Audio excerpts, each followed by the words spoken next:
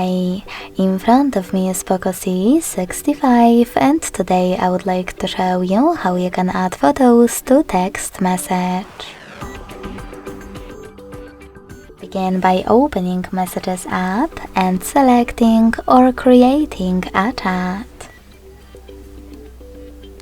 Following that, click on this little icon of a camera and the photo at the bottom left corner. And if you wish to, click on your photos right away.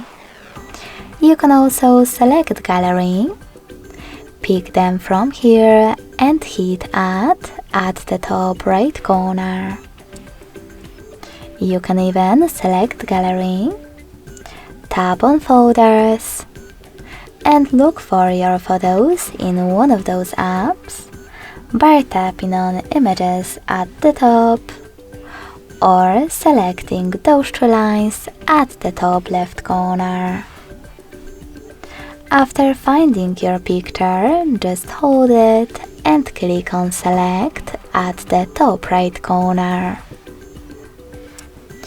Thanks so much for watching. If you enjoyed this video, smash that like button, comment and subscribe.